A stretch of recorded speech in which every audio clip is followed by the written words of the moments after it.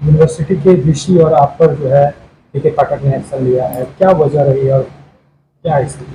Actually एक तो हम कहेंगे कि ये के पाठक या उच्च शिक्षा द्वारा यह जो निर्देश और आदेश निर्गत हुआ है वह बिना वस्तु विषय को अच्छे ढंग से पढ़े हुए समझे हुए इस तरह का उन्होंने निर्णय लिया है जो किसी भी तरह से नियमानुकूल और नियम के हित में कहीं से भी नहीं आता है।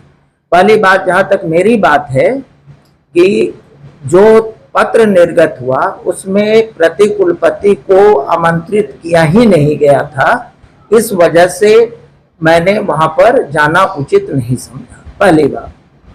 लेकिन उनके द्वारा जो दिशा निर्देश निर्गत करके जो अपेक्षित मांगा गया था सूचनाएं, उसको अपनी अध्यक्षता में कुलपति के नहीं रहने पर सारे संकायाध्यक्षों को, कुल सचिव को, फाइनेंस ऑफिसर, फाइनेंस एडवाइजर को अपनी अध्यक्षता में बैठाकर हमने पूरी तन्मयता और कर्तव्य निष्ठता से उसको तैयार करवाया और मैंने उसको भेजा।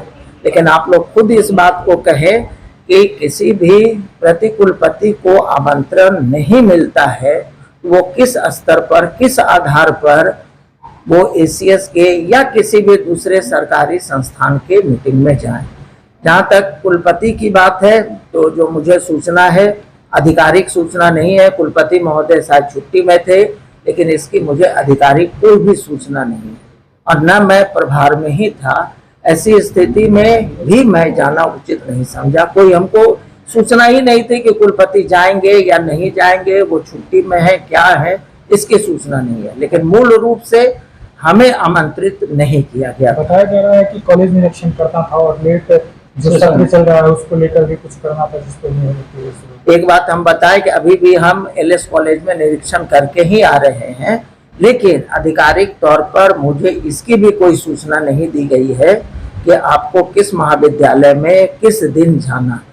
और ये तो एक प्रतिकुलपति के रूप में जहाँ के कुलपति उपलब्ध नहीं है, वैसी स्थिति में बहुत सारे यहाँ पर प्रशासनिक दायित्वों का निर्वहन करना होता है।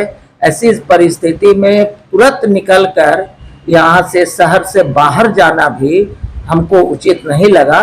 और कल की जो वस्तु स्थिति थी उसमें सारे पदाधिकारी पटना गए हुए थे और मैं अकेला यहाँ था, और जिसमें बहुत सारे लड़कों की समस्याओं का मैंने व्यक्तिगत रूप से बैठकर निपटारा किया। एक शिक्षा विभाग के कोई अधिकारी ने हमसे वार्तालाप भी किया और उनसे मेरी चर्चा भी हुई और मैंने उनको वस्तु स्थिति की स्पष्ट जानकारी दी। दूसरी बात, एक और बात मैं यहाँ कहना चाहूँगा कि जो हम लोगों पर आरोप लगाया गया है कि परीक्षा का सत्र को नियमित नहीं किया गया, जो वहां से आदेश दिया गया उसके अनुसार कार्रवाई नहीं की गई, वो पूरी तरह से भ्रामक स्थिति उत्पन्न करने वाली है। मैं आपको बताऊं कि 20-23 की परीक्षा का शेड्यूल हम लोगों ने बना दिया है। अक्टूबर में हम लोग ले रहे हैं फाइनल। 21-24 का पार्ट 2 का जो ड्यू परीक्षा है 23 में, उसका हम लोगों ने प्रोग्राम बना दिया। 22-25 का पार्ट 1 जो ड्यू है उसकी परीक्षा हमने ले ली, और 22-24 की जो एमए की परीक्षा है उसका भी हम लोगों ने शेड्यूल बना लिया है। और महामहिम राज्यपाल महोदय और साथ ही साथ राज्य सरकार को भी पीपीटी के माध्यम से हमने उपलब्ध करा दिया। तो मुझे तो नटसेल में ये लगता है कि शिक्षा विभाग को या माननीय के पाठक साहब या बैद्यनाथ यादव को अखबार में बने रहने की या कुछ इस तरह के कार्य करने की बात है या मंशा है, इसीलिए इस तरह का निर्णय लिए है। लेकिन मेरे अनुसार जो हम लोगों पर कार्रवाई हुई है वो किसी भी तरह से विधि सम्मत